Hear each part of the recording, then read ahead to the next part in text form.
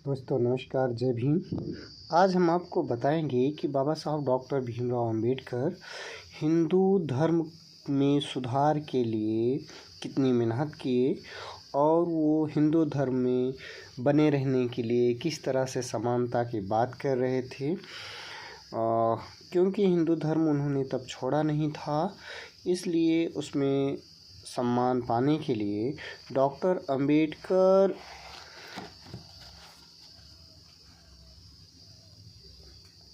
शनिवार को 18 जनवरी 1933 को कसारा में एक अधिवेशन में गए थे। वहाँ उन्होंने जो भाषण दिया था, उस भाषण को आपको हम पूरा सुनाते हैं। शनिवार 18 फरवरी 1933 को कसारा में थाने जिला अधिवेशन की अध्यक्षता डॉक्टर बी.आर. अम्बेडकर ने की। डॉक्टर अम्बेडकर कार द्वारा बम्बई से कसारा 8 बजे रात्रि पहुँचे। सर्वश्री शिवतारकर, दिवाकर पगारे और गणपत बुआ जाधव, छद्मनाम मड़केम्बुआ डॉक्टर अम्बेडकर के साथ गए थे, जबकि श्री बी.के. गायकवाड़ और के.बी. जाधव, लिम्बाजी भलेराव और रोड़के नासिक से पधारे थे। स्वागत समिति के अध्यक्ष श्री शंकरनाथ वारवे थे।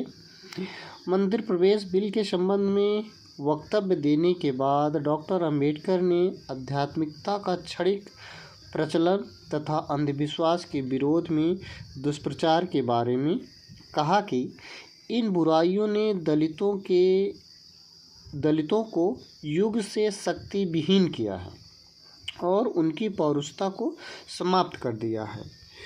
रोटी भगवान की पूजा से बेहतर है कहकर उन्होंने लोगों के मन तथा मस्तिष्क पर छाप छोड़ी। अधिवेशन में डॉक्टर अंबेडकर ने अछूतों से कहा, हमें हिंदू धर्म में समानता चाहिए। चतुर्वर्ण व्यवस्था को उखाड़ फेंकना होगा। उच्च जातियों के लिए विशेष सुविधाएं और निम्न वर्ग के लिए गरीबी के सिद्धांत का अब अंत होना चाहिए। ब्रिटिश सरकार विदेशी सरकार है, इसलिए हमारी दशा में अधिक प्रगति नहीं है। फूट को अपने ऊपर हावी न होने दें। आपसी फूट सर्वनाश की ओर ले जाती है। परिवेश परिस्थितियों का स्वयं ही दृष्टि से अध्ययन करें। यह न भूलें कि महाड़ तथा नासिक की तुम्हारी मुठभेड़ से तुम्हें शीघ्र ही राजनीतिक प्रतिष्ठा मिलने वाली है।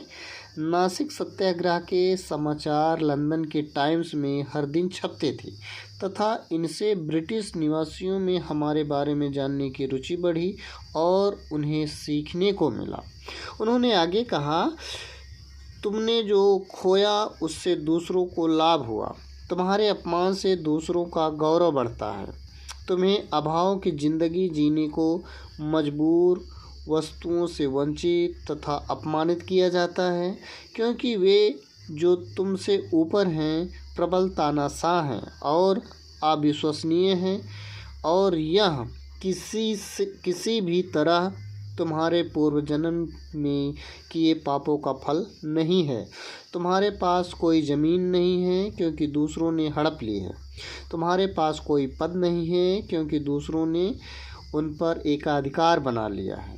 भाग के भरोसे न रहो, अपनी शक्ति में विश्वास रखो।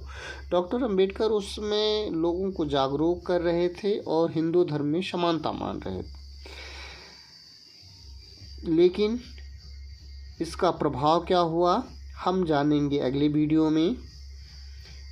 तब तक के लिए नमस्कार, जय भीम।